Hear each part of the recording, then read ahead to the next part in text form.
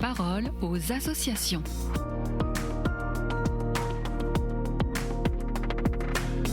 Bienvenue dans la parole aux associations. On parle beaucoup aujourd'hui de droit à la vie intime et sexuelle, comme l'illustre la récente feuille de route du gouvernement, publiée il y a quelques semaines sur le sujet. Ombre et Lumière, le magazine chrétien du handicap et des troubles psychiques, publié par l'OCH, vient de consacrer un dossier spécial sur ce sujet délicat. Sa rédactrice en chef, Marilyn Chaumont, est avec nous pour en parler. Bonjour Marilyn. Les personnes avec un handicap mental sont-elles aptes à une vie amoureuse? Il est vrai que pendant très longtemps, le principe d'une vie amoureuse, voire simplement affective, chez les personnes avec un handicap mental, pouvait être tabou, ou alors exclu, ou tellement incomprise qu'on les cantonnait à des êtres soit dénués de désir, soit incapables de maîtriser leurs pulsions. Alors aujourd'hui, la société reconnaît davantage leur désir d'aimer, d'être aimé, d'aspirer à une relation authentique. Les témoignages des premiers concernés montrent combien ce désir d'amour est réel. Ainsi, dans notre dossier, Paco, à 43 ans, explique ressentir un manque depuis sa rupture. Mélanie et Julien, qui sont tous les deux trisomiques, rêvent de vivre ensemble et d'avoir un jour des enfants. Elena, de son côté, avec un autisme léger, aspire, elle, simplement à avoir confiance dans une relation qui serait durable.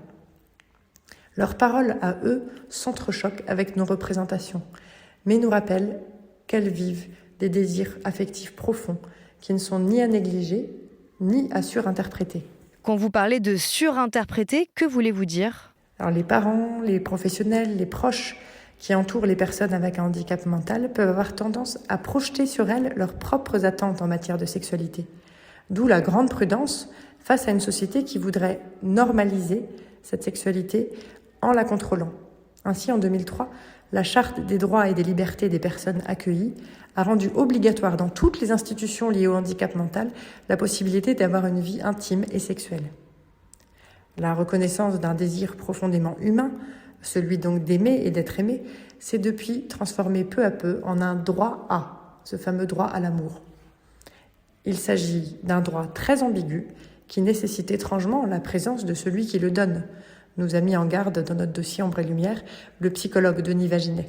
Comment accompagner alors cette vie affective sans nier la vulnérabilité ? Alors éduquer à la liberté tout en protégeant des risques, telle est la difficulté pour de nombreux parents et éducateurs. Les parents, les premiers, se sentent démunis pour accompagner leur enfant dans une maturation souvent lente et délicate. Ainsi Marc, père de Fabien, témoigne avec une certaine amertume dans notre dossier du parcours de son fils, qui est envahi par une solitude affective profonde.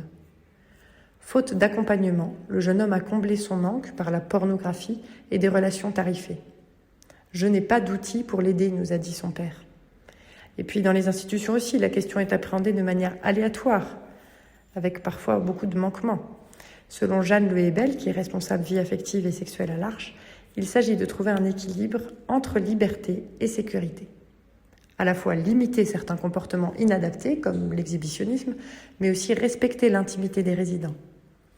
L'accompagnement de la vie affective suppose donc un travail constant de discernement avec une vraie délicatesse. Le mariage est-il envisageable quand le handicap mental est présent ? Alors il reste très rare que des prêtres accompagnent jusqu'au mariage un couple avec un handicap mental, mais ces situations existent.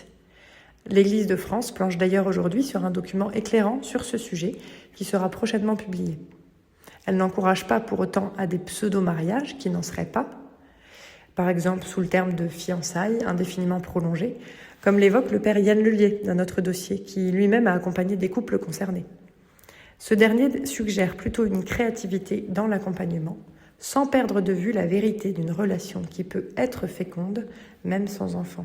Merci beaucoup Marilyn Chaumont. Je rappelle que vous êtes rédactrice en chef d'Ombre et Lumière. À bientôt pour une nouvelle chronique sur KTO Radio. La parole aux associations.